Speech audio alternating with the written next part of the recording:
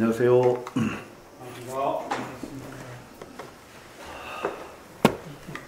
설날을 지나고 났더니 상당히 춥고 그렇네요.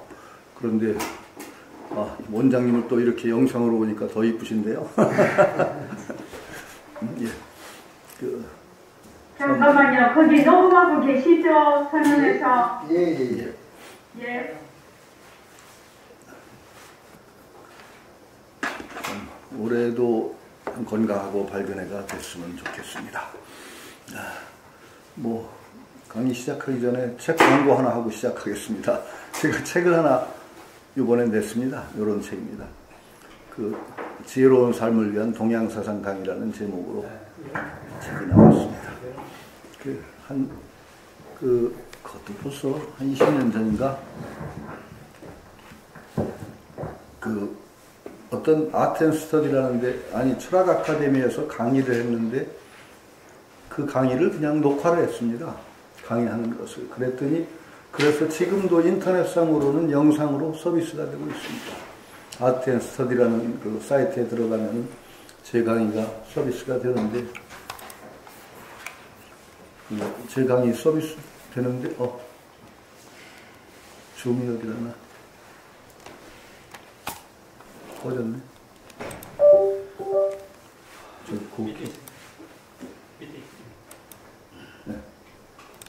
네. 마침 출판사에서 또 그걸 찾아서 그냥 책을 냈으면 좋겠다고 그래서 제가 안 써도 된다니까 얼마나 좋아요. 게으른 사람이. 그래서 내자고 했는데 녹취를 해서 가져왔길래 이렇게 보니까 한 20년 전에 강의한 거니까 이걸 그대로 내야 되나 조금 손을 봐서 냈습니다. 그래도 낸 이유가 의외로 이게 이제 책을 제가 인도에서부터 인도 고대 사상 가볍게 다루고 바가바드 기타라고 해서 제가 상당히 중시하는 간디가 평생 애송했던 책이 있습니다. 바가바드 기타. 그 다음에 불교. 그 다음에 중국에 와서는 공자, 맹자, 순자, 노자, 장자, 성리학, 주역까지 쭉 해서 다루니까 완전히 제 스타일이 헤메니즘이잖아요. 이리저리 헤맨다고 그래서 인도에서부터 중국까지 헤맨게 돼서 그냥 내보자 그래서 냈는데 이게 왜 냈냐면 또 서문을 썼지만 일반인들에게는 상당히 또 필요가 있는 것 같아요. 저 강동구청이라는 데서 제가 인문학 강의를 부탁해서 이 강의를 했었어요. 처음에. 그랬더니 의외로 반응이 아주 그냥 포괄적으로 좋아서 그 인연으로 또 강의해달라고 하는 바람에 한 3년간 코로나 일어나기 전까지 계속 한 인연도 있습니다. 그래서 그냥 책을 만들어냈습니다. 바가바드 기타 같은 건 상당히 중요한 것이 여기 보림선언에서도 새말귀, 모습을 잘 불리자 이렇게 해서 실천 속에 삶 속에서의 수행 같은 걸 얘기하는데 바가바드 기타가 또 그 정신이 거기에 있습니다. 예, 제가 이제 여기 강의에 잠깐 도입부에서 그냥 얘기하고 싶은 게 정신이 통해요. 그게 마하바라타라는 대기실에 누가 계시네. 제가 누를게요. 대기실. 그 다음에 예? 눌렀습니다. 예. 들어오시나요? 지금 아마 최영수님, 수락. 예, 눌렀습니다. 우리가 늘 불교에서나 다른 데서 이 불교에서 마찬가지로 출세관적인 종교와 세속적인 종교가 있습니다. 불교는 기본적으로는 출세관적인 종교입니다. 왜냐하면은 인도 정통이라는 흐름이 있고 비정통이라는 흐름이 있습니다. 그 정통이라는 흐름은 고대 인도에서부터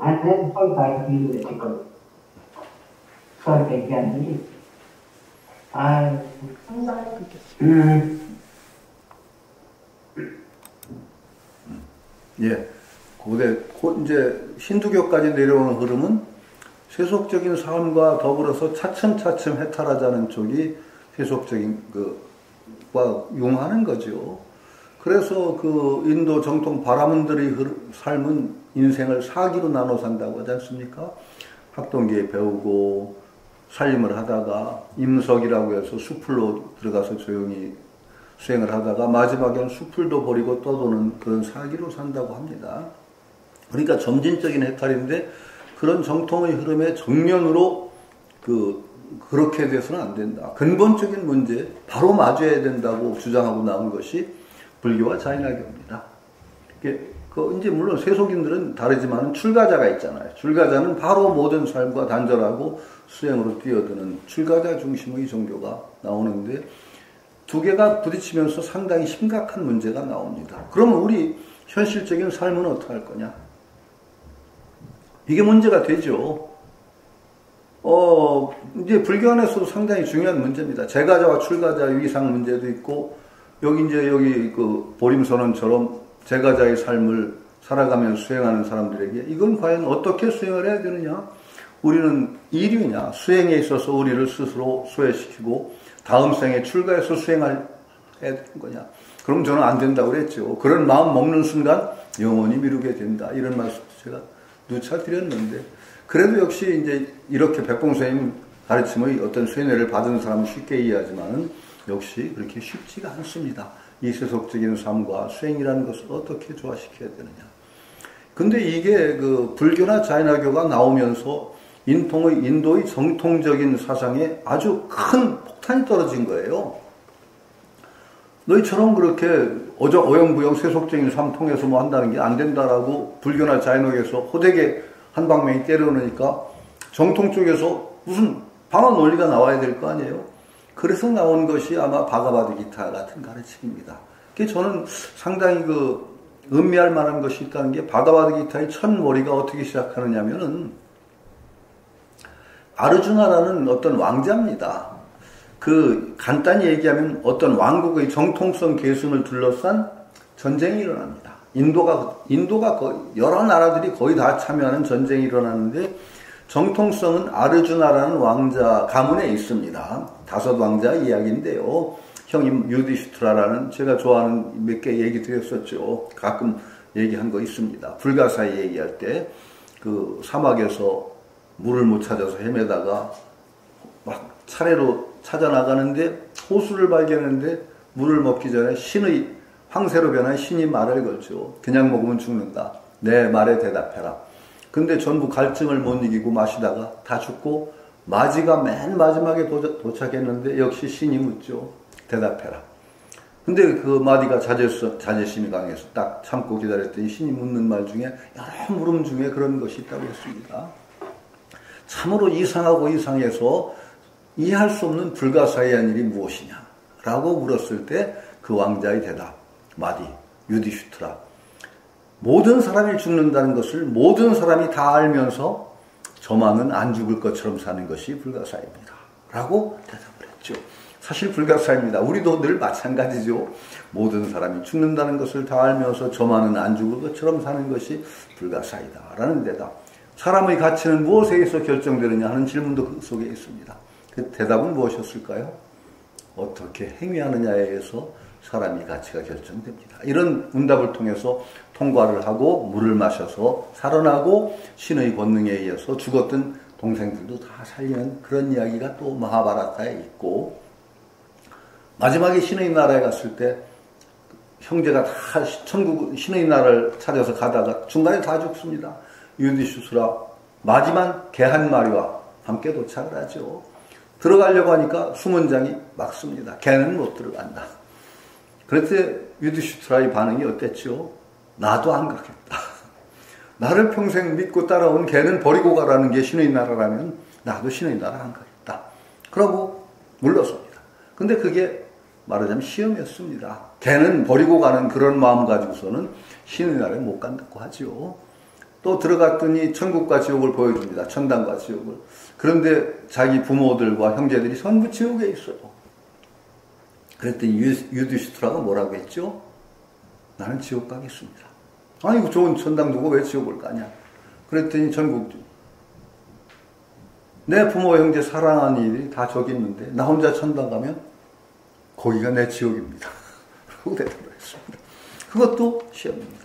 요 시험에 아주 저는 그걸 굉장히 아주 감명 깊게 읽으면서 현실의 어떤 종교들은 어디서 어떤 병원에 갔더니 참 놀랐어요. 그 병원 원장이 혹실한 개신교 신도인가 봐요.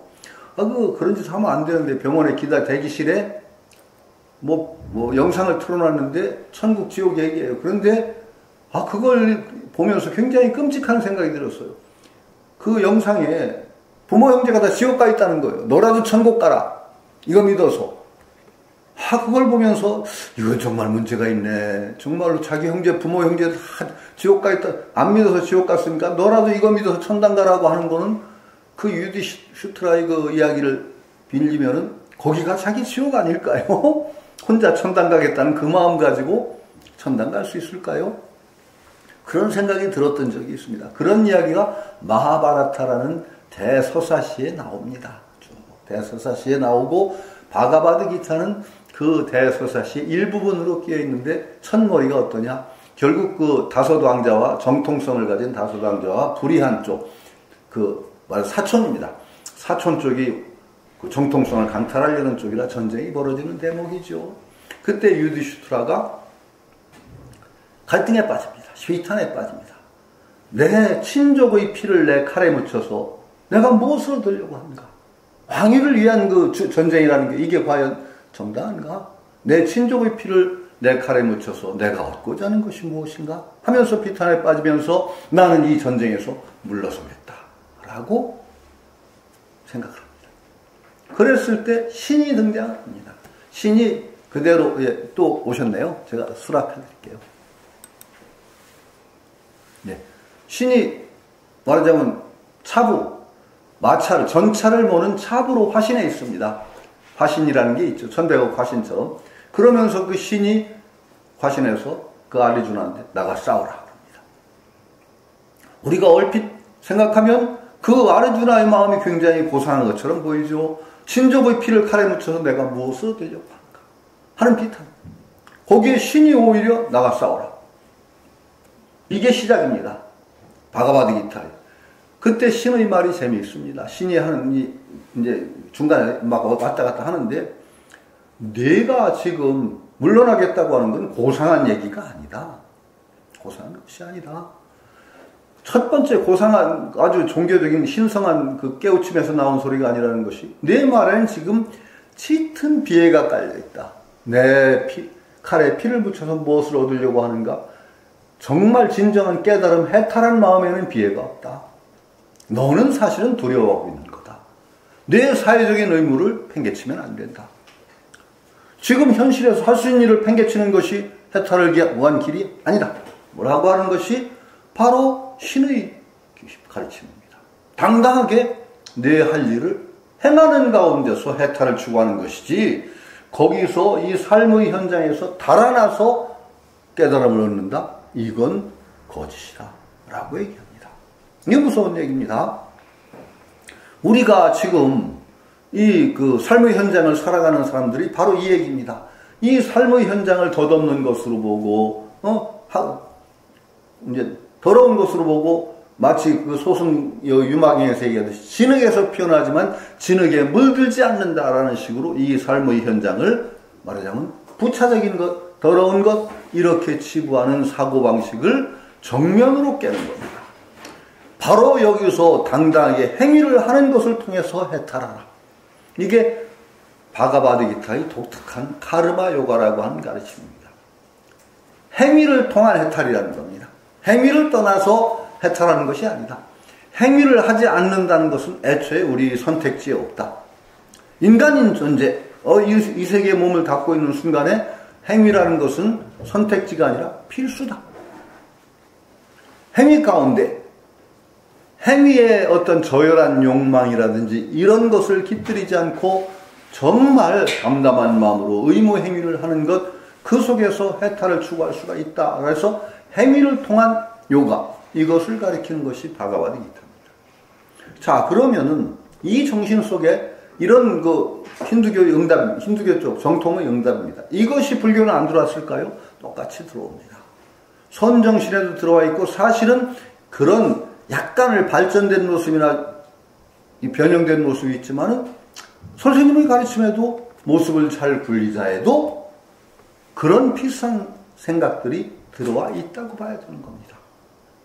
무섭습니다, 이게. 그러니까 물론 불교적인 것과 이런 것도 차등이 있어요. 차등이 있지만 기본적인 생각의 틀은 비슷하다는 거죠. 그런 것들을 우리는 여러 사상들을 통해서 알아볼 수가 있죠. 저는 그래서 동양사상을 쭉 훑으면서 그런 사유 속에서 비슷한 틀들을 우리가 발견할 수가 있고, 또 불교적 가르침은 거기에서 또 어디가 다른가를 알 때 우리의 사고의 폭도 넓어지고 깊어질 수가 있다고 생각을 하는 거죠. 그래서 그래서 일반인들 굉장히 이게 교양으로 필요하다는 생각이 들어서 부끄럽더라도 책을 내보자고 낸 게 이렇게 됐습니다. 저는 그렇게 생각합니다. 이 수행이라는 공부 일초직입열애지 됩니다. 중요하죠. 그 믿음입니다. 그러나 언제나 우리가 안전하게 공부를 해나간다는 것은 기본은 어떤 것이냐? 터가 넓을수록 높이 올라갑니다. 우리가 시추공을 뚫듯이 공부를 이렇게 뚫어나가기가 힘듭니다. 언제나 건전한 상식적인 기반과 식견이 넓을수록 안전한 길을 갈 수가 있다는 겁니다. 저는 그것을 일반인들에게도 권합니다. 많은 지식이 필요한 건 아니지만 그렇더라도 올바른 지견이 서고 상식의 복, 건전한 알미 기반이 될수록 안전한 공부길을 갈 수 있다는 것도 또한 부정할 수 없는 사실이라고 생각하기 때문에 여러분들에게도 폭넓은 사유 그런 걸 바랍니다. 그리고 요것만이 옳다는 것은 불교에 원래 없습니다. 저는 부처님을 굉장히 좋아하는, 부처님 말씀 가운데 굉장히 좋아하는 말씀이 뭐라고 그랬죠? 부처님 말씀, 종교의 창시자답지 않은 말씀을 하셨죠? 이것이 진리다라고 말하지 마라. 그것은 진리를 옹호하는 올바른 태도가 아니다. 어떻게 말하라고 하셨어요, 부처님? 나는 이것이 진리라고 믿는다. 이렇게 말하라고 했다는 거 굉장히 중요한 겁니다. 여러분들도 자기 확신을, 자기 믿음을 공고히 가지는 건 좋아요. 그러나 그것을 단정적으로 이것이 진리다라고 말하지 않는 태도, 이게 굉장히 중요하다는 겁니다. 왜냐하면 이것이 진리다라고 말하는 순간 언어로 표현된 건 그대로 진리일 수가 없습니다. 원래가. 그렇게 말하는 순간 어떻게 되느냐? 그렇게 말하지 않는 많은 사람들은 거짓을 말하는 자가 됩니다. 거짓을 말하는 자로 배척하게 되고, 거짓을 말하는 자는 쉽게 더 조금 한 걸음 나가면 악한 자가 됩니다. 나는 선이고 저것은 악이다가 됩니다. 그러게 되면 어떻게 되죠? 인간관계를 쪼개고 사회를 쪼갭니다. 말 자체가 그렇습니다. 그럼 어떻게 말해야 된다? 나는 이것이 진리라고 믿는다라고 말하는 순간에 어떻게 되나요? 내 믿음과 내 믿음을 비교하는 것이 됩니다. 내 믿음이 공고한 건 좋아요. 그러나 이것이 진리라고 하기보다는 진리라고 믿는다고 말하는 순간에 나하고 다른 말을 하는 사람들도 포용하게 됩니다. 아, 당신 믿음은 그렇군요. 내 믿음하고 비교를 해보십시다. 당신의 삶의 모습, 이런 믿음을 가지고 사는 내 삶의 모습과 그런 믿음을 가지고 사는 당신의 삶의 모습을 한번 비교해보고 어느 것이 더 건전한지 또 논리적으로 따져봅시다. 이렇게 얘기가 되죠. 이게 굉장히 중요한 겁니다. 그래서 저는 불교인들에게도, 하기는 이거 얘기하면 불자들에게도 성서라고 엄청 그래요. 기독교 바이블 한번 읽어보라고 합니다. 왜 그러냐? 세계 지금 제일 종교 인구수가 많은 종교가 뭐예요? 기독교입니다. 구신구가 합하면 제일 많습니다. 제일 많습니다. 그 다음에 이슬람이고, 불교가 그 다음에 어디예요? 힌두교입니다. 불교는 거기 못 들어갑니다. 그 뒤입니다. 불교가 그 다음입니다. 세계 4대 종교라고 하지만 신도수에 따지면 불교는 4대 종교에 못 들어갑니다. 그런데 그렇다고 해서 4대 종교의 영향력이 불교가 적다고 보는 사람은 없습니다. 왜냐? 불교의 가르침 자체가 그만큼 신자수와 똑같이 나가는 게 아닙니다. 불교의 가르침은 신자수를 넘어서 정말 건전한 교양이라면 얼마든지 납득할 수 있는 정말 폭넓고 열린 가르침의 체계이기 때문에 영향력은 어느 종교보다도 크고, 앞으로 인류 문화가 발달하고 문명이 발달하고 지성이 높아질수록 불교는 더 많은 신자라고 하기보다는 그 추종자를 가지는 그런 종교가 될 거라고 저는 믿습니다. 이게 중요한 거예요. 바로 열린 마음. 저는 여기서 책에서도 불교를 쭉 서술하면서 마지막 불교를 얘기하는 마지막 챕터에다가 저는 그런 말을 썼습니다. 불교가 있게 된 세상. 불교가 있기 이전의 세상과는 분명히 다른 세상이다 라고 저는 믿습니다. 불교라는 종교가 들어온 세상의 모습은 이전의 세상과 다르다는 거죠. 유일신을 믿고 이거 아니면 안 되라는 그런 사고방식, 그런 사고방식에서 아니라 정말로 모든 지성인을 향해서 활짝 문을 열어젖힌 이런 종교가 이 세계에 들어왔다는 자체가 기독교식으로 얘기하면 저는 인류의 가장 큰 복음이라고 생각합니다. 복음이 무슨 말이에요?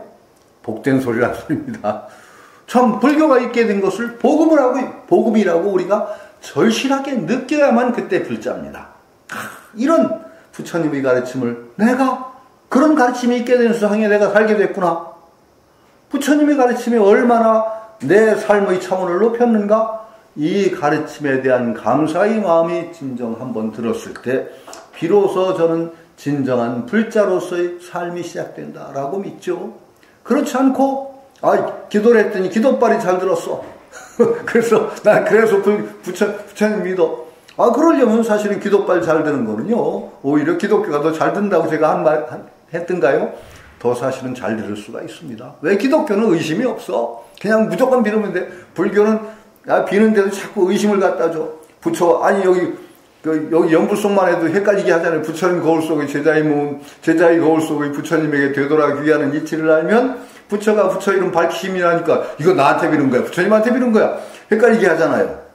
그거보다는 아예 그냥 매달리는 기도가 일념에 되기가 더 쉬울 수도 있단 말이죠. 그러니까 그것이 아니라는 겁니다. 정말로 그런 한 차원 높은 이런 가르침이 이 세계에 들어왔고 그 세계에 나는 살고 있다는 그런 감사의 마음이 우리에게 있을 때 진정한 불자의 길이 시작된다라고 생각하고 이 불교를 서술한 챕터에서도 불교가 있게 된 세상은 전의 세상과 다르지 않을까라는 얘기를 해서 딴 종교인들이 보면 좀 그럴지 모르지만 저는 과감하게 그 얘기를 넣습니다. 하여튼 갑자기 책 얘기를 하다가 좀 나눠갔는데 오늘은 어디 관유정품인가요? 관유정품 가참이죠? 전번에 거기 가기 전에 끝마친 것 같아요. 관유정품. 유정이라는 건 중생의 다른 말이라 관중생품이라고도 번역이 됐습니다. 관유정품을 한번 읽어가면서 보기로 하죠. 읽으시죠. 그때 문수사리가 무치에게 물었다. 보살은 중생을 어떻게 도와야 합니까? 무치이 말했다. 비유하자면 환술사가 자신의 환술로 이루어진 일을 보듯이 합니다. 이처럼 보살은 일체의 중생을 올바로 관찰해야 합니다. 문수사리여, 가령 지혜로운 사람은 물 속에 달을 보듯하고 거울 속에 상을 보듯하고 신기루를 보듯하고 소리에 따르는 메아리 보듯하고 허공 속의 뭉게구름 보듯하고 물방울이 처음 생겨나는 순간을 보듯하고 물거품이 일어났다 꺼졌다 하는 것처럼 보고 화초가 단단한 알맹이를 가진 듯이 보고 다섯 번째 대를 보듯하고 여섯 번째 온을 보듯하고 일곱 번째 근을 보듯하고 13번째 철을 보듯하고 19번째 개를 보듯하고 무색기에서 온갖 색깔의 영상을 보듯하고 썩은 종자에서 싹을 틔우듯이 보고 거북털로 옷을 만든 것처럼 보고 요절한 사람이 온갖 욕망의 쾌락을 누리는 것처럼 보고 예욕가가 나와 내 것이라는 분별을 일으키는 것처럼 보고 일내과가 세 번째 생을 갖는 듯이 보고 불안과가 어머니 태 속으로 들어가는 것처럼 보고 아라 안에 탐욕, 성냄, 어리석음을 보는 듯이 하고 인욕을 성취한 보살이 계율을 범하고 속내는 마음을 가진 것처럼 보고 모든 열애의 번뇌의 습기가 이어지는 것처럼 보고 선천성 장님이 온갖 색깔을 보는 것처럼 보고 멸진정에 머무는데도 들어오고 나가는 숨이 있는 것처럼 보고 허공 속에 새가 날아간 자취가 있는 듯이 보고 내시가 남근을 일으키는 것처럼 보고 성녀가 아이를 낳는 것처럼 보고 붓다의 화연은 결코 번뇌를 낳지 않는데도 온갖 번뇌를 잃은 것처럼 보고 꿈에서 깬 뒤 꿈속 일을 보듯 하고 불을 일으키지 않았는데도 불타고 있는 것처럼 보고 아라한이 내생으로 윤회하고 있는 듯이 봅니다. 이처럼 보살은 일체의 중생을 올바로 관찰해야 합니다. 왜냐하면 모든 법은 본질적으로 비어있고 진실로 나가 없고 중생이 없기 때문입니다. 예, 그 다음 읽으시죠. 문수사리가 말했다. 보살들이 일체 중생을 이런 식으로 관찰한다면 어떻게 그가 중생을 향해 크나큰 사랑을 닦습니까? 무구칭이 말했다. 보살이 이런 식으로 중생을 관찰하고 나면 스스로 이렇게 생각합니다.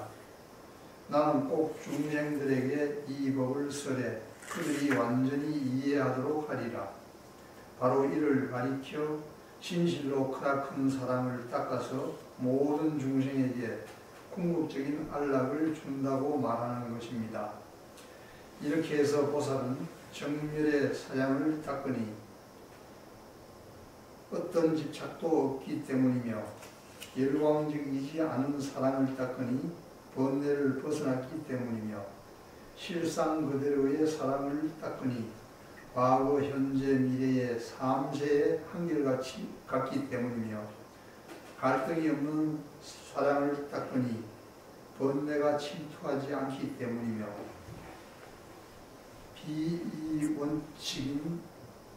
비이원적인 사랑을 닦으니 내적으로도 외적으로도 연루되지 않기 때문이며 흔들림이 없는 사랑을 닦으니 궁극에 자리잡고 있기 때문이며 견고한 사랑을 닦으니 높은 의락이 금광과 같기 때문이며 청정한 사랑을 닦으니 본성이 청정하기 때문이며 평등한 사랑을 닦으니 도움과 같기 때문이며 아라한의 사랑을 닦으니 영원히 번뇌의 도적을 무찌르기 때문이며 독각의 사랑을 닦으니 스승에 의존하지 않기 때문이며 보살의 사랑을 닦으니 쉬지 않고 중생을 성숙시키기 때문이며 열애의 사랑을 닦으니 모든 법의 진여성을 사무치기 때문이며 붓다의 사랑을 닦으니 모든 중생을 잠과 꿈에서 깨우기 때문이며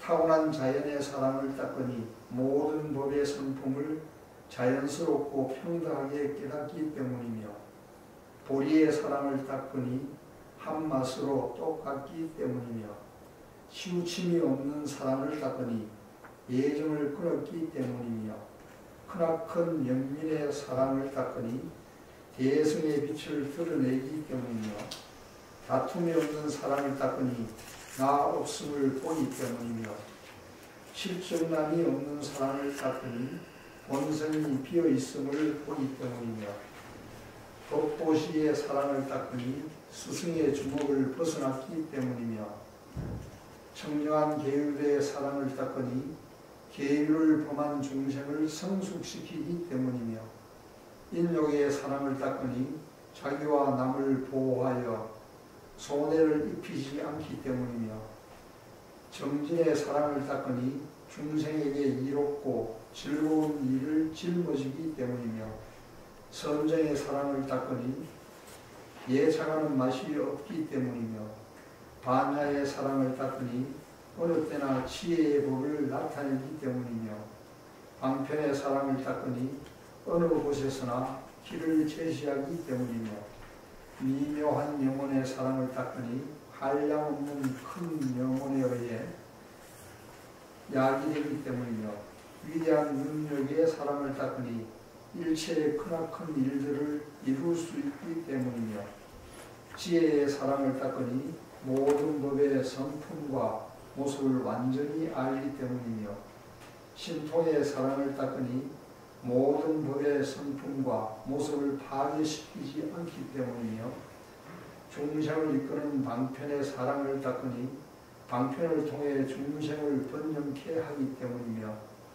집착이 없는 사람을 닦으니 장애와 오염이 없기 때문이며 기만이 없는 사람을 닦으니 마음가짐이 청정하기 때문이며 아첨이 없는 사람을 닦으니 그 노력이 청정하기 때문이며 교활함이 없는 사람을 닦으니 거짓 부리지 않기 때문이며 깊은 마음의 사람을 닦으니 허물과 더러움에서 벗어나기 때문이며 안락의 사람을 닦으니 모든 부처님의 안락으로 인도하기 때문입니다. 문수살이여 이러한 것을 보살의 크나큰 사랑을 닦는다고 말하는 것입니다. 예, 그 다음에 읽으시죠. 문수살이가 말했다. 보살이 크나큰 영민을 닦는다는 것은 무엇을 말하는 것입니까? 무호칭이 말했다. 여태껏 이룩하고 쌓아온 성근을 전부 포기하여 그것을 중생에게 베풀어 주는데 전혀 인색함이 없는 것. 이것을 보살이 크나큰 영민을 닦는다고 말하는 것입니다. 문수살이가 말했다. 보살이 크나큰 기쁨을 닦는다는 것은 무엇을 말하는 것입니까? 무호칭이 말했다. 중생에게 이익이 되는 일을 늘 기쁘게 하면서 전혀 후회가 없는 것. 이것을 보살이 크나큰 기쁨을 닦는다고 말합니다. 문수살이가 말했다. 보살이 크나큰 포기를 닦는다는 것은 무엇을 말하는 것입니까? 무호칭이 답했다. 평등하게 이익을 주면서도 과보를 바라지 않는 것. 이것을 보살이 크나큰 포기를 닦는다고 말합니다. 예, 그 다음에 읽으시죠. 문수살이가 말했다. 만약 보살들이 생사에 대한 두려움이 생기면 어디에 의지해야 합니까? 무구칭이 답했다. 만약 보살이 생사에 대한 두려움이 있다면 늘 모든 부처님의 대하에 의지하여 안주해야 합니다. 보살이 대하에 안주하고 싶을 때는 어디에 안주해야 합니까? 대하에 안주하고 싶을 때는 일체 중생이 평등한 해탈 속에 안주해야 합니다. 일체 중생을 해탈시키고 싶을 때는 무엇을 없애야 합니까? 일체 중생을 해탈시키고 싶다면 그들의 번뇌를 없애야 합니다. 일체 중생의 번뇌를 없애고 싶을 때는 무엇을 닦아야 합니까?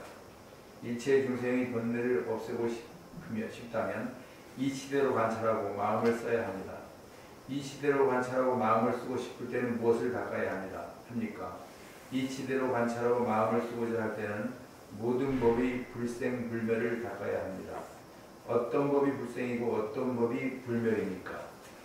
착하지 않는 법은 불생이고 착한 법은 불멸입니다. 착한 법이나 착하지 않는 법의 근본은 무엇입니까? 몸이 근본입니다. 몸의 근본은 무엇입니까? 탐욕의 근본입니다. 탐욕의 근본은 무엇입니까? 헛되고 거짓된 분별이 근본입니다. 헛되고 거짓된 분별의 근본은 무엇입니까? 뒤바뀐 생각이 근본입니다. 뒤바뀐 생각의 근본은 무엇입니까? 무주가 근본입니다. 문수살이가 말했다. 이 같은 무주는 무엇을 근본으로 삼습니까? 무구칭이 답했다. 그 질문은 이치에 맞지 않습니다. 왜냐하면 이 무주는 바로 근본이 없는 것이며 또 근거할 곳도 없는 것이기 때문입니다. 근본도 없고 근거할 곳도 없기 때문에 일체의 모든 법을 건립할 수 있는 것입니다. 예, 거기까지 하시죠. 자, 이제 그 중생의 얘기입니다. 이제 우리가 대승불교의 근본이 정말 중생과 부처, 이제 상구보리 하와 중생이라고 하는 건 제가 좀 언어에 문제가 있다고 그랬죠. 상하가 좀 안 넣었으면 좋겠어요. 보리는 위에 있고 중생은 밑에 있다고 하는 관념을 일으키지 않았으면 좋겠는데, 그래서 제가 거꾸로 뒤집어서 하구보리 상화중생 하자고 엉터리 말도 지어내기도 했는데, 그게 먼저 또 상구보리 하화중생 하면 먼저 보리 구하고 그 다음에 중생은 뒤에 교화한다. 이런 식의 선후관계가 성립되는 걸 저는 굉장히 싫어합니다. 사실은 중생, 하화중생이라는 중생교화 그 속에서 아까 얘기한 대로 바로 깨달음의 추구가 함께 일어나는 것이지, 먼저 깨달음 구한 다음에서야 뭐 실천이 가능하다는 그런 방식의 그 사고는 하지 않았으면 좋겠다는 건데, 어쨌든 간에 그래도 중생이라는 것을 우리가 교화해야 되고, 그 사홍소원의 첫 번째가 모든 중생을 다 건지겠다는 겁니다. 그 가장 큰 소원, 그리고 그것이 그 사홍소원 모든 중생을 다 건지겠다는 것이 보살이 마음을 항복받는 첫 번째입니다. 금강경을 읽으시면 바로 그걸 보셔야 되는 거죠. 금강경 첫머리에 어떻게 나옵니까?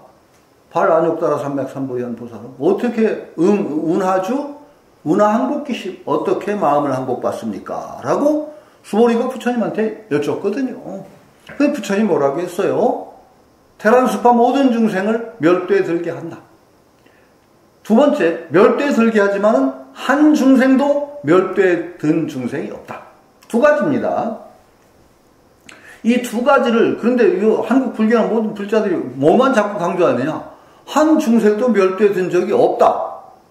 여기만 자꾸 쳐다보고 있어요. 근데 한 중생을 교화해서 멸도에 들게 하지도 않고 한 중생도 멸도에 든 중생이 없다. 거기로 가면 됩니까? 안 되죠. 모든 중생을 멸도에 들게 한다. 그러나 거기 그 상에도 매달리지 않는다. 무주. 이 두 개입니다. 모든 중생을 성불하겠다는 커다란 소원, 그 다음에 그러면서도 그 한 중생도 성불함이 없다. 중생에 관한 중생상을 세우지 않는다. 이거죠. 이게 두 축인데 앞에 한 축은 버려요. 자꾸 모든 중생을 멸도에 들게 하겠다. 바로 중생을 다 건지리라는 소원입니다. 커다란 소원을 세우되 집착하지 않음, 상에 머물지 않음, 이 두 가지 중에서 소원 쪽이 자꾸 죽어버려요. 뒤에 상에 머물지 않는다는 것만 자꾸 강조하면 안 됩니다. 그러니까 우리도 우리 번뇌를 물리치고 큰 깨달음을 성취하는데 내 마음을 항복받고 운하주 어떻게 머무느냐 하는데 첫 번째가 소원 세우는 겁니다. 그러면서 그 소원에도 상에 주착하지 않은 이 두 가지를 함께 추구해야 되는데 불교에 자꾸 소원이 자꾸 빠지는 게 저는 아주 이거 빠지면은요 안 됩니다. 불교 되지 않습니다. 자기 혼자 그냥 자기 문제에 그냥 골몰하는 그런 마음 가지고는요 수행도 안 되고 성불도 안 된다고 저는 보는 거죠. 중생과 나를 평등해 보는 그 관점, 이것이 성립하지 않은 수행이라는 것은 저는 큰 길 갈 수 있는 수행이 아니라고 보는 겁니다. 그러니까 중생을 어떻게 보느냐가 굉장히 중요하죠. 그러면서 중생을 올바로 보고 그 올바로 본 관점이 바로 모든 중생을 성불하게 하는 바탕이 됩니다. 그게 첫 번째가 뭡니까? 중생이라는 것에 중생을 실체화하지 말아야 된다는 겁니다. 환술사가 환으로 만들어진 그 존재를 보듯이 중생을 본다. 중생이라는 것은 이름뿐입니다. 이름뿐.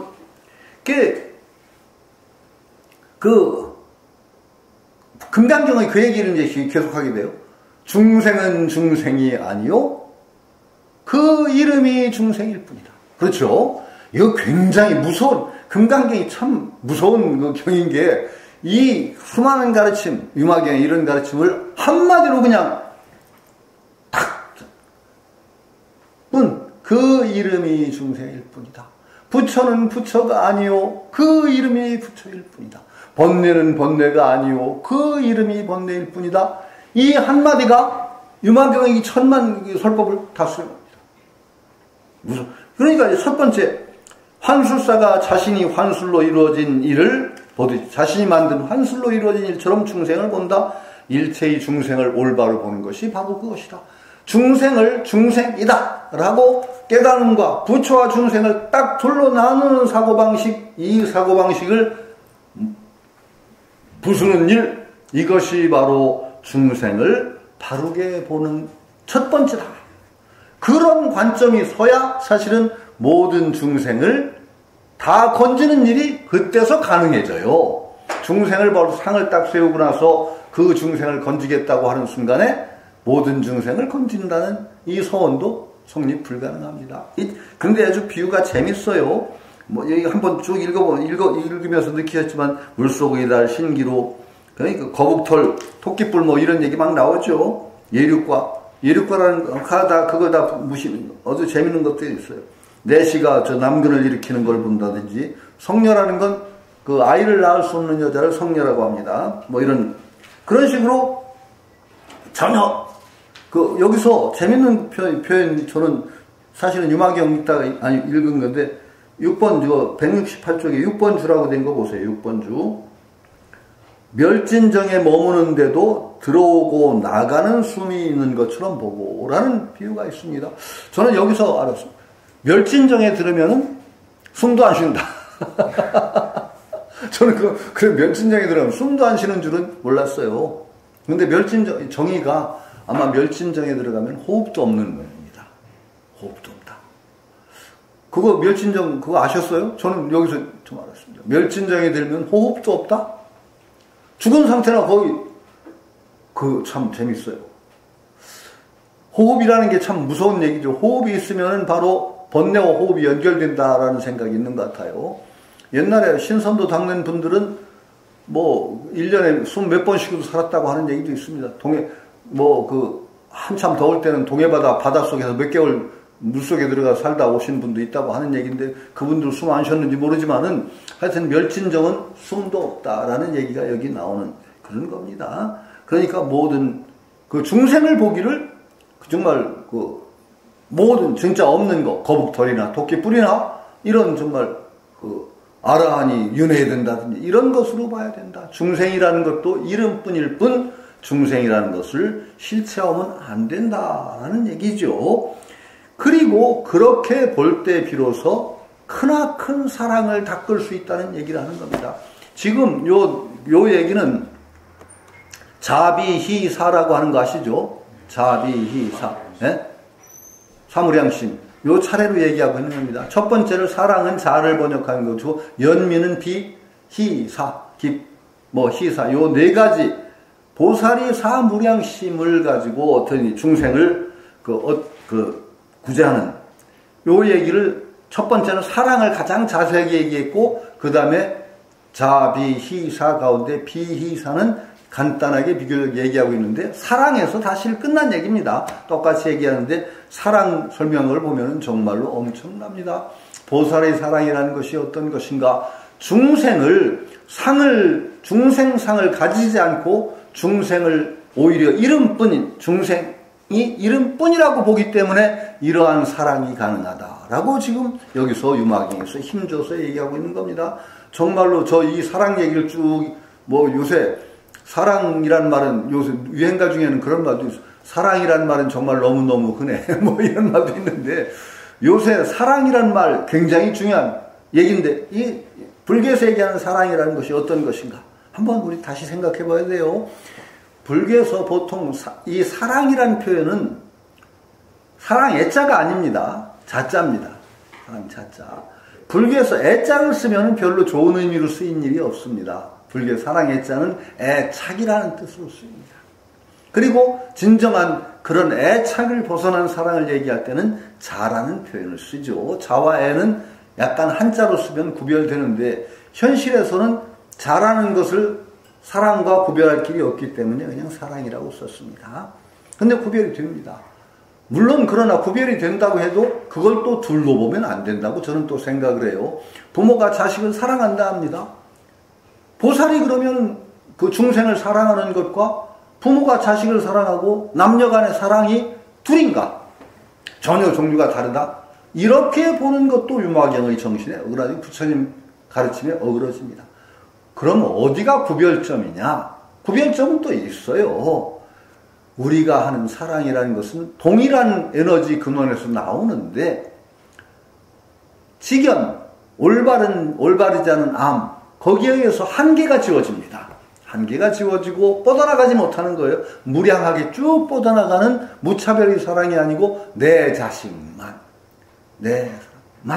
이런 식으로 한계가 딱 지어졌을 때 그 사랑을 이제 애라고 표현하고 그러면 그 사랑과 본질적으로 다른 사랑이 아니에요. 우리가 불교적인 어떤 눈을 뜨고 부처님 가르치면 눈을 툭 뜨게 되면은 그 사랑의 에너지가 바로 여기서 얘기한 이 사랑의 에너지로 크게 툭 트인 무차별적인 사장으로 확산이 된다는 그런 관점이 옳습니다.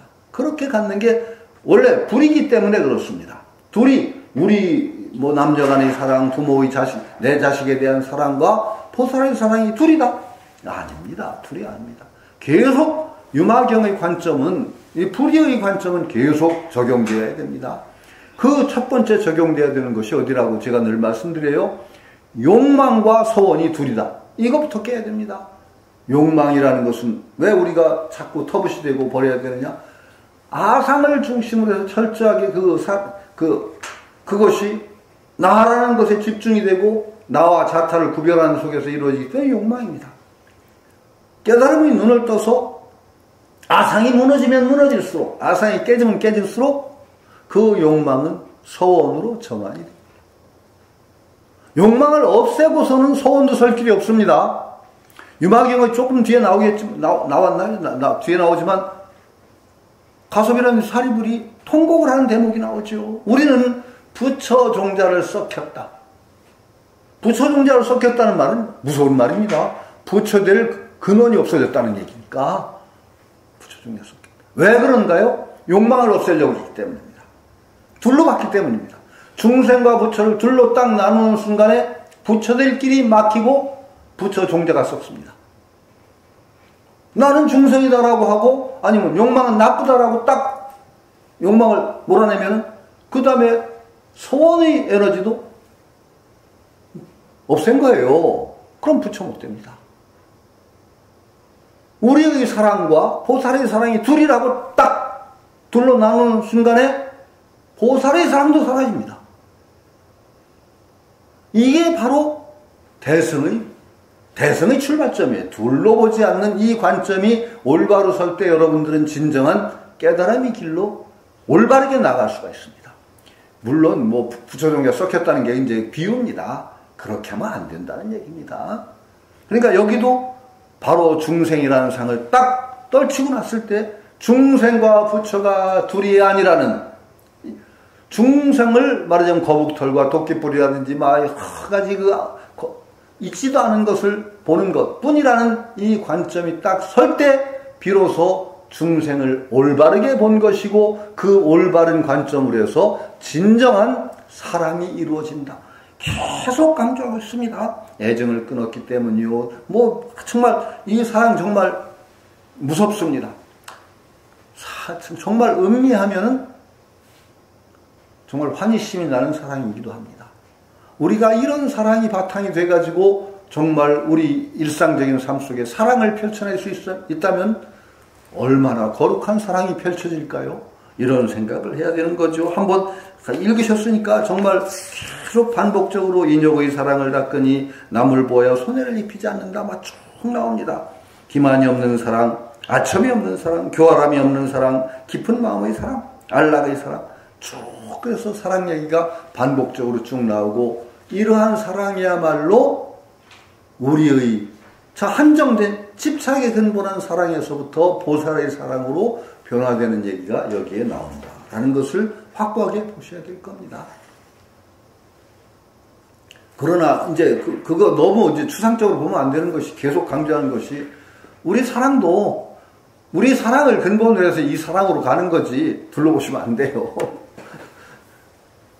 아니, 그래 첫 번째는요, 자기 사랑에서부터 출발합니다. 아상벌이라고 하는데 자기 사랑하지 않는 사람 남 사랑 못해요. 절대 못합니다. 절대 못합니다.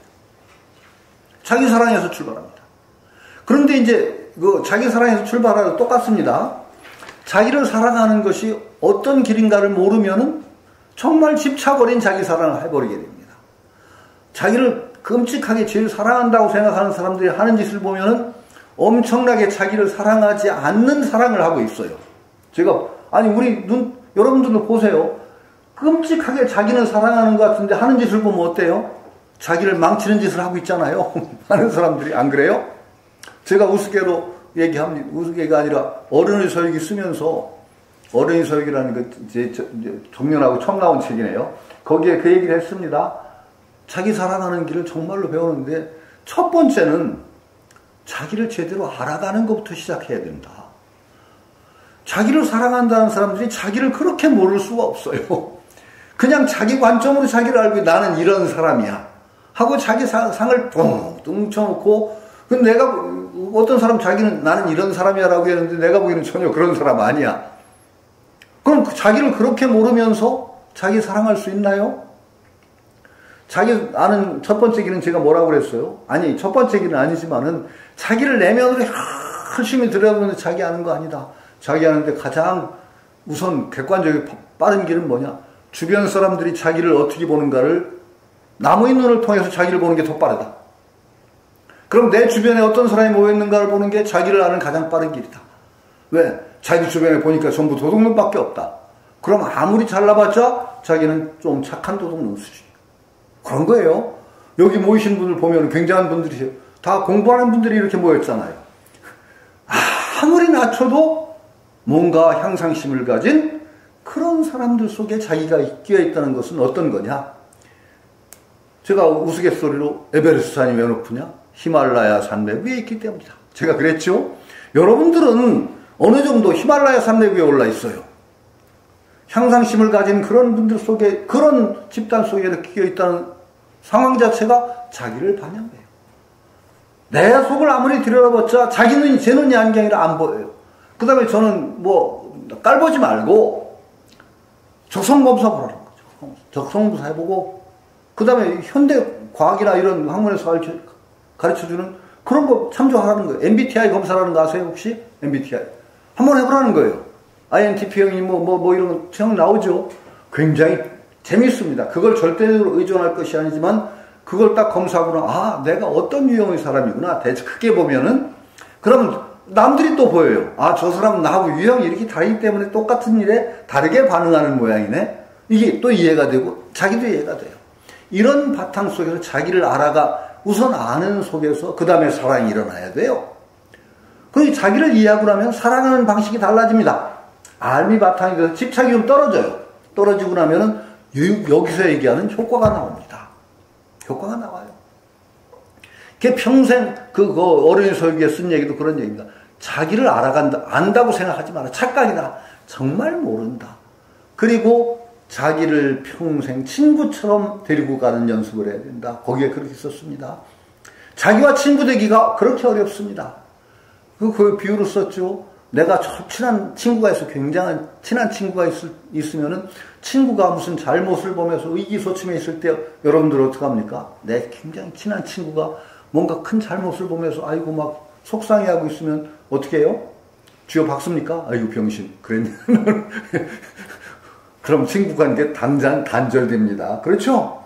그럼 가장 친한 친구가 정말 뭔가 자기가 과실을 보면서 참 슬퍼하고 우울해 있을 때 어떻게 하죠? 달래줍니다. 그러지 마. 너무 그러지 마. 다 그럴 수 있어. 네가 또 이렇게 하다 보니까 그런 일이 벌어지는 건데, 그러면 자기도 마찬가지입니다. 자기도 이해하고 달래줘야 됩니다. 살살 달래줘.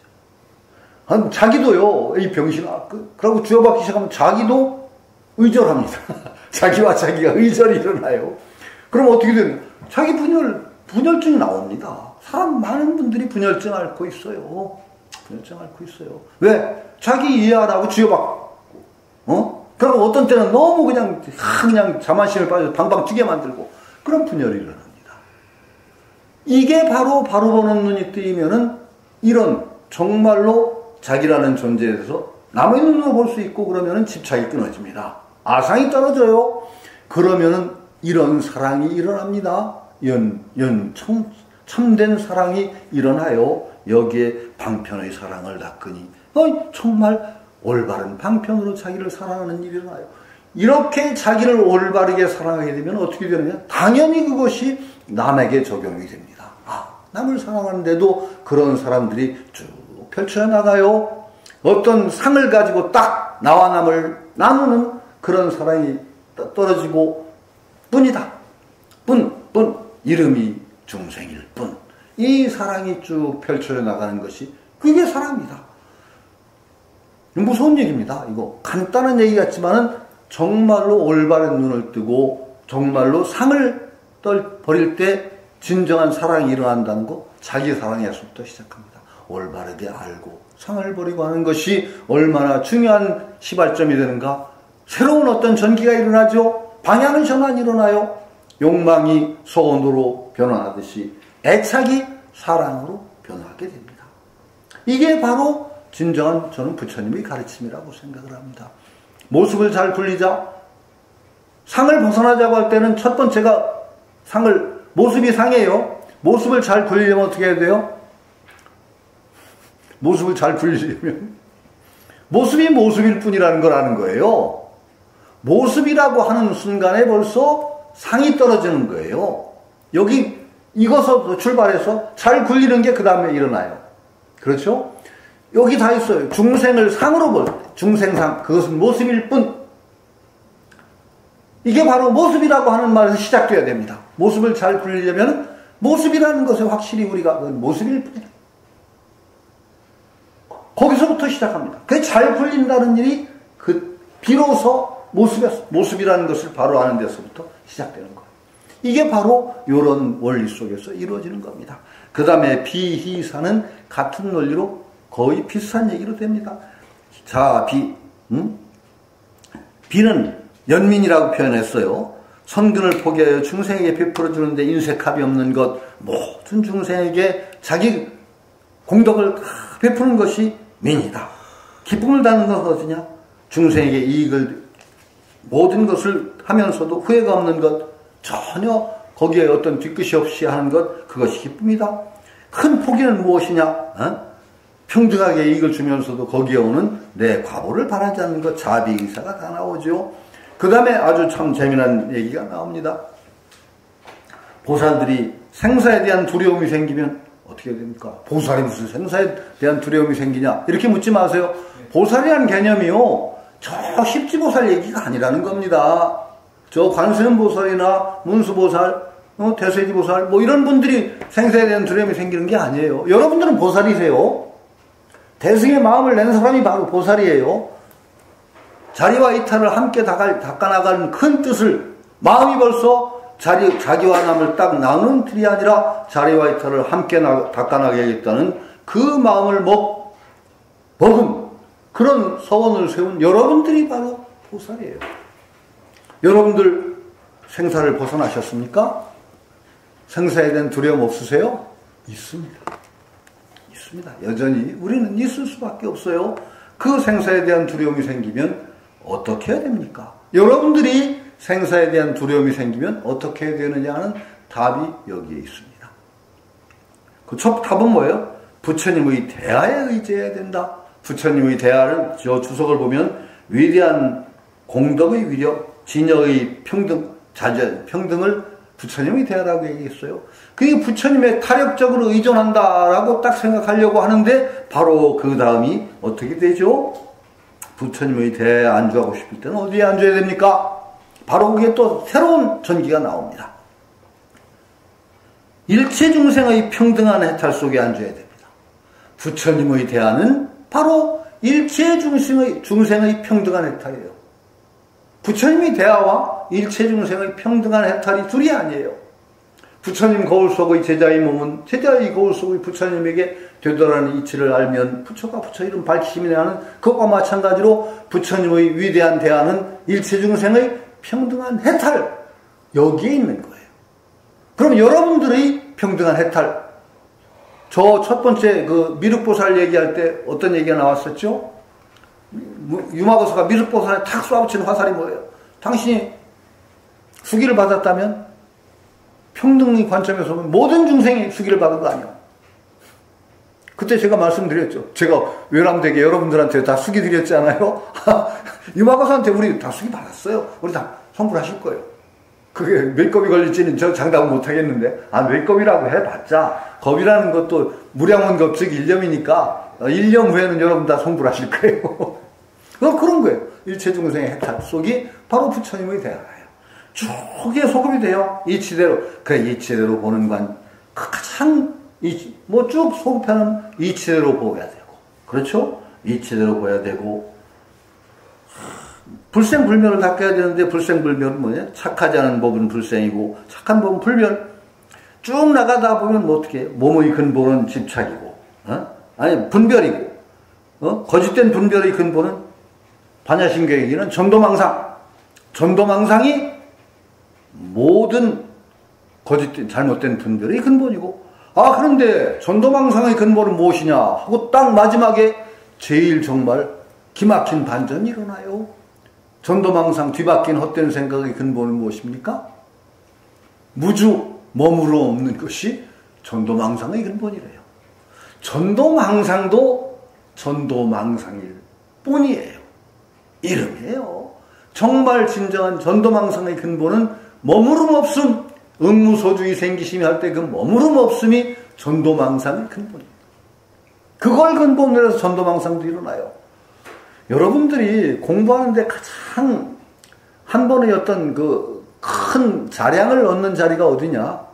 내 번뇌라는 것이 뿌리가 없고 정말 이 무주라고 할까? 거기에서부터 번뇌망상이 일어난다는 것을 여실하게 볼 때가 있어요. 공부하는 과정에. 그렇게 되면은 어떻게 되느냐? 여러분들이 공부에 굉장한 자량을 얻으세요. 수행을 쭉 해나가다 어떤 때 이제 뭐 새말기 수행을 하시는 화두 수행을 하던 어떤 정말 계기가 오면은 내 마음속에는 수많은 번뇌망상이 정말 허공에서 구름이 일어났다 꺼지듯이 정말 뿌리가 없어. 무주. 이것을 바탕으로 해서 일어났다 꺼지는 정말 뿐이라는 것을 정말 여실하게 느끼는 때가 있어요. 그렇게 되면 여러분들이 공부하는데 하나의 큰 장애가 꺼지게 돼요. 말은 쉬워요. 제가 계속 강조하는 게 뭐죠? 번뇌망상하고 싸우려고 하지 마라. 뭐하고 다투려고 하지 마라. 다투려고 하는 순간에 적은 2배로 강해집니다. 왜? 적을 인정하는 것이 되니까. 번뇌망상을 없애? 번뇌망상 인정하고 나서 어떻게 없애요? 적을 없애? 적을 인정하는 순간 못 없앱니다. 제대로 수행이 되는 출발점은 그것이 헛것임을, 그것이 뿌리가 없음, 무주라는 것을 확실하게 잔해증이라고 하듯이 체험해야 됩니다. 이게 늘 제가 말씀드리지만 논리적으로는 쉽게 받아들여지는데 그게 쉽지가 않습니다. 근데 수행이라는 효과가 있어요. 수행의 어떤 정말 순간에 그것이 확실하게 감이 올 때가 있습니다. 그러고 나면은 굉장히 그 다음 수행이 편해집니다. 저는 그런 것들, 여러분들이 수행하다 보면 등력처라고 하는데 힘을 얻는 중요한 지점들이 있습니다.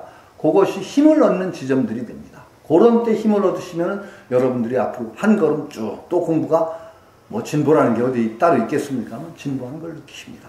그런데 바로 전도망상의 뿌리가 무엇이냐? 근거가 무주입니다. 머무름 없음이 번뇌망상의 근본입니다. 그러니까 다시 무주는 무엇을 근본으로 삼습니까? 할 때 그 다음에 유마거사가 이치안만 무주라는 건 어때요? 말을 떠난 자리에 무주라는 것. 거기에 대해 그게 무주가 무엇이냐고 묻는다는 것 자체가 언어도단이라고 해서 딱 거기서 유마거사가 탁 걷어버리죠. 그 자리는 그렇게 무주가 무엇이다 이렇게 말하는 자리가 아니에요. 무주와 번뇌망상이 둘이 아니죠. 이렇게 딱 얘기되는 것으로서 하나의 단락이 됩니다. 그 다음에 조금 맛을 보고 갈까요? 시간이 오늘 원장님 빨리 발가락 놔주세요. 아니 그 생각나면은 그래서 참 그 공부하신 분들이 아프다고 할 때 저는 그 생각이 나요. 예전에 그 자바암경이라고 하는 그 쌍유따니까야죠. 쌍유따니까 같은 걸 보면 참 우리가 약간은 불교 상식이 우리가 알고 있던 상식이 어그러지는 것들이 툭툭 부딪히는 때가 있어요. 부딪히는 때가. 거기에 이제 저 쌍유따니까 이런 것이 많이 재밌었던 게 부처님이 아프셨다. 무슨 일로? 불편하셔요. 몸이 아프셔요. 그게 나와요, 쌍유따니까. 그래서 부처님이 삼매에 들어서 아픔을 물리치시고 나옵니다. 거기에 그러고 참 불교 역사에 그렇게 불교 역사가 여러분들이 볼 수 있듯이 아주 미화된 역사만 볼 게 아니라 인간의 역사 똑같습니다. 쌍유따니까에 보다가 느낀 것이 어떤 스님이 삼매 상태에 들었는데 너무너무 행복하고 떠나기가 싫어. 너무너무. 정말로 삼매예요. 그래가지고 수행 도반한테 나 여기서 죽여달라고. 그래서 도반이 죽입니다. 쌍유타 니까야 그 자바암경에 나오는 얘기입니다. 그런 사건이 몇 개가 일어났습니다. 그 부처님이 금하셨습니다. 부처님 참 속타셨을 것 같아요. 정말 여러분들이 수행하다도 아마 겪으실 수 있어요. 그런 큰 환희 상태가 올 수가 있습니다. 그럼 이게 정말 진정한 경지다. 나 여기서 죽겠다 하는 마음 일어날 수 있거든요. 신물계가 그래서 참 중요해요. 여기 신물계 뭐죠? 계속 거기에 머물지 말고 뭘 하지만은 뭘 버리지 말라. 지관을 즐기면 길이 사그러짐에 들지 말라. 이거 놓치면은요, 불교 역사에 그런 일이 일어났다니까요. 일어났어요, 사실로. 그러니까,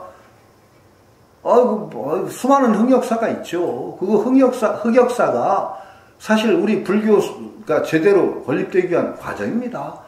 제가 말씀드렸던 부정관 같은 거 하다가 스님이 몇십 명이 돌아가셨는데요? 자살해가지고. 자살하고 맞아 죽고. 몸이 더럽다. 그래, 그 가르침에 매달려가지고 빠져가지고서는 그래서 이 몸을 염세적인 느낌에 빠져서 자살하고 맞아 죽고, 부탁해서 맞아 죽은 거야. 나 죽여달라고.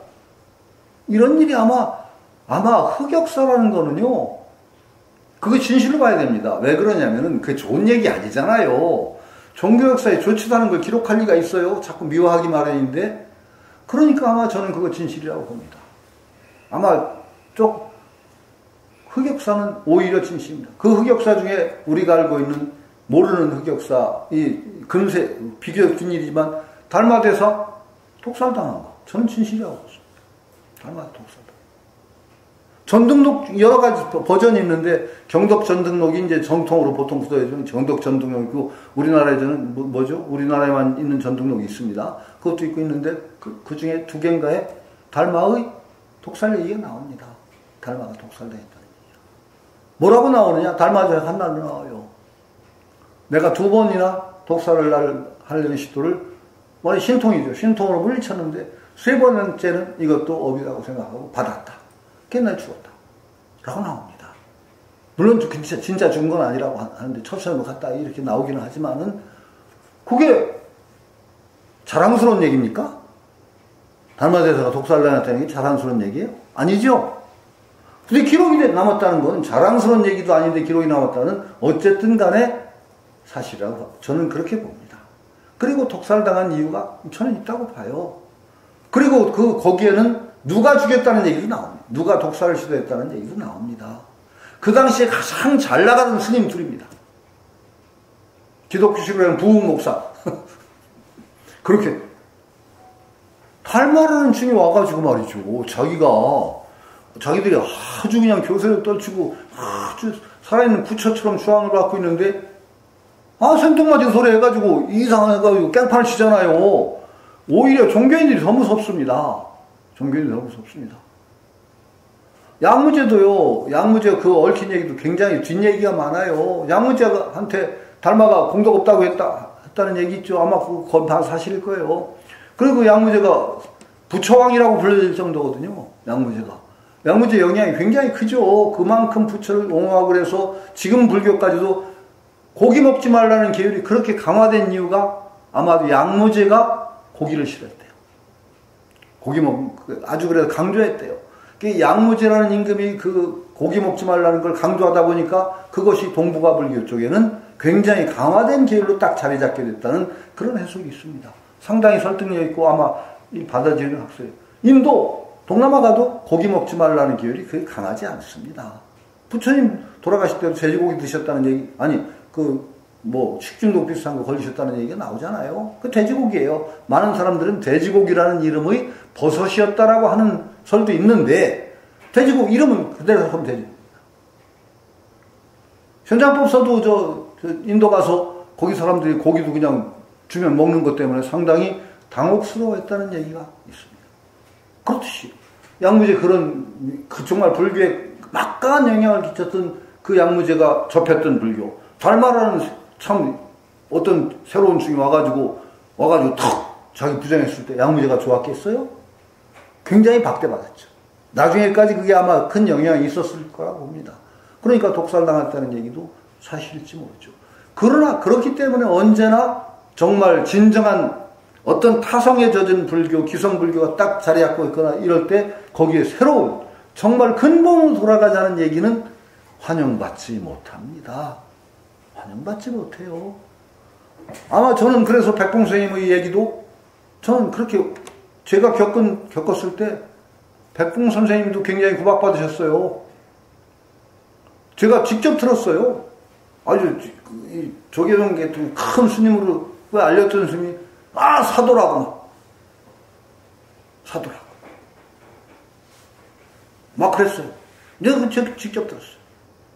그리고 사도라고는 안 해도 백봉 선생님 불교가 과학적이라고 했더니 그 어떤 스님이 또 그 스님도 굉장히 날리는 스님이었는데 불교가 과학적이라고 하는 이상한 사람이 있다고 하면서 막 가더라고. 근데 보니까 백봉 선생님이야. 당연히 백봉 선생님 과학적이라는 얘기는 뭐예요? 합리적이란 소리예요. 과학적이라는 말을 너무 할 게 없고 불교는 합리적이다. 이걸 백봉 선생님은 늘 과학적이다 그러셨어요. 근데 그걸 갖다가 그냥 막 대놓고 막 비판하는 스님이 있었어요. 그거 사실 여러 군데에서 백봉 선생님 구박받으셨습니다. 한편으로는 백봉 선생님이 참 거사로서는 정말 드물게 치고 나오니까 이 종단을 빨리 들이시려는 시도도 있었죠. 제가 저 대전 신광사에서 백봉 선생님 시봉드리고 있을 때 청담 스님하고 대희 스님은 내려왔거든요. 두 분이. 그때 청담 스님은 그 당시에 총무원장이었어요. 최고죠. 청담. 이 대희 스님이라고 선학원에 이사장 하셨던 두 분이 내려오셨어요. 제가 바로 옆에 있었으니까. 백봉 머리 깎읍시다. 청담 스님이 하신 얘기. 머리 깎읍시다. 백봉 선생님이 사실은요, 싫어요. 그러지 않으셨어요. 제가 솔직히 아마 바로 했던가 어쨌든 간에 하루 지나셨던가 그냥 저는 거사로 남으려 합니다. 그러셨어요. 저는 거사로 남으려 합니다.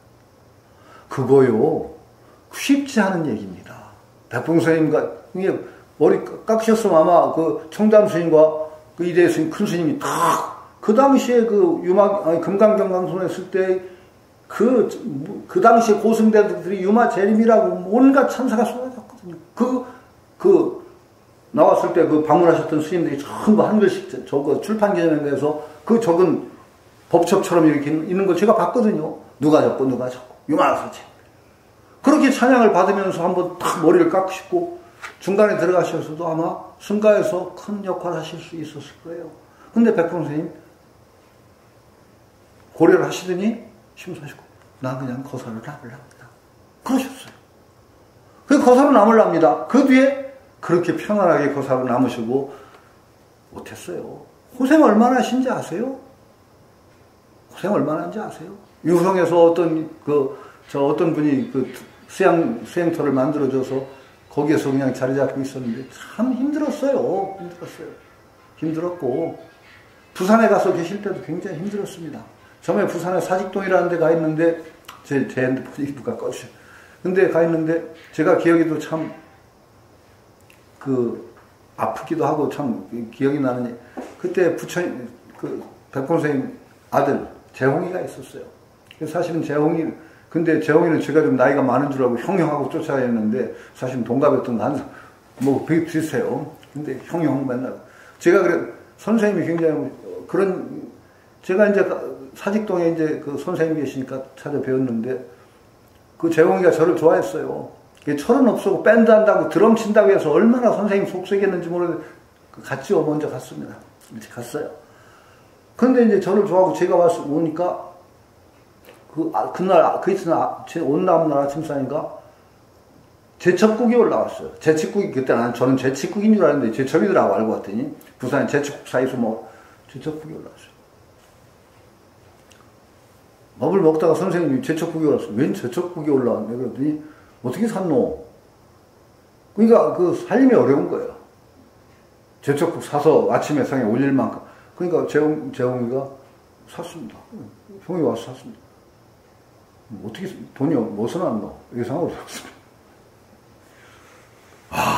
그 자리에서 그냥 벼락이 떨어진 거예요. 선생님 성경에 그러세요.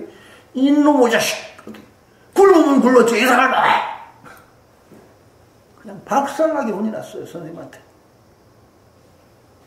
재홍이는 이제 좋아하는 형이 왔다고 해서 그냥 제첩국 한 번 샀다가 박살나게 혼이 났죠. 아니, 그건 그만큼 어려웠던 거예요, 살림살이가. 그러고 나서 재홍이 이제 좀 밥도 제대로 먹고 못 먹고 쫓겨나다는데, 그래서 선생님 또 불러더니, 성군. 그 저놈이 말이야. 그 자네 그 좋아서 왔다고 산 건. 내가 저놈이 하도 철이 없어서 내가 야단을 쳤는데, 저놈이 그래도 자네 왔다고 좋아해서 하는 거니까 가서 좀 달래주라. 그 제가 또 달래는 기억이 있어요. 그 얘기 왜 하냐? 그만큼 어려웠어요. 제첩국 한 그릇을 예상으로 사 먹을 만큼 어려웠어요, 선생님이. 그 조금씩 그래서 이제 그 학인들이 모이고 그래 조금씩 나서서 저 광안리로 옮기고 그래서 그 시절만 해도 많이 좋아진 거예요. 우리 원장님 그때 광안리 시절에 오셨나? 언제 오셨나 몰라요? 하여튼, 언제 오신 거예요? 광안리 시절이요. 광안리 시절이요. 광안리 시절 이전에 그 사직동 시절이라는 또 시절이 있어요. 그 광안리에서 이렇게. 그때만 해도 상당히 도량도 넓어지고 괜찮을 때예요. 그렇게 고생을 하셨어요. 구박받고 고생하고 사도라고 한쪽에서 몰고 그런 거예요. 그러니까 제가 왜 오늘 여기서 끝내야 될 것 같은데 하여튼 어쨌든 간에 이게 참 어렵습니다. 수행을 한다는 것이 어렵고 제가불자의 수행이라는 건 특히 어려워요. 그렇기 때문에 제가 처음에 바가바드기타부터 얘기하고 쭉 했지만은 저 백봉 선생님이 새말귀라는 걸 내놓고 그 모습을 잘 굴리자. 여기에 집약되는 것들이 굉장히 많습니다. 결국 무주가 근본이고 여러분들이 수행을 하시다 보면 무주가 근본인 전도망상이 무주를 근본으로 해서 일어난다는 것을 역력하게 체험하시는 때가 옵니다. 저는 체험하셨을 거라고 믿습니다. 많은 분들은. 그렇게 되면은 그 다음에 번뇌 때문에 그렇게 번뇌하고 싸우는 일이 적어집니다. 왜냐하면 번뇌가 싸울 상대가 아니라는 걸 알거든요. 이 번뇌가 내 다툴 상대가 아니에요. 그러면 자연히 공부가 순일해집니다. 다 그런 체험을 하시고 못하신 분들은 그런 체험을 겪으시면서 쭉쭉 공부가 나가시리라고 저는 믿습니다. 백봉사의 문화에 들어오면 반드시 계속 우리가 여기 저는 와서 새삼스럽게 느낍니다. 백봉사님이 시설해놓은 한 예불송이라는 그 예불문 속에도 참 이렇게 얘기할 수 있는 요소들이 참 집약적으로 들어있습니다. 신물계에도 들어있고 연불송에 들어있고 쭉 들어있기 때문에 이런 것을 정말 딱 어떤 올바른 지견을 그걸 통해서 세우게 될 때 이 힘이 얼마나 클 것인가. 저는 여러분들이 정말 그 복연을 느끼셔야 된다고 봅니다. 제가 복음이라고 그랬죠. 기독교만 복음이 있는 게 아니고 복음이라는 건 복된 소식. 그 소식에 몸담은 것을 진정으로 느끼게 될 때 여러분들이 진정한 불자로서의 올바른 걸음을 따박 불태전의 걸음을 뛰어놓을 수 있다. 저는 믿고 그렇게 나가시라고 기원을 합니다. 오늘 여기서 이야기 마칩니다. 예. 수고하셨습니다. 예. 고맙습니다. 예, 다음 달에 뵙겠습니다. 예. 자, 오늘은 다음에 2025년 운영위원회가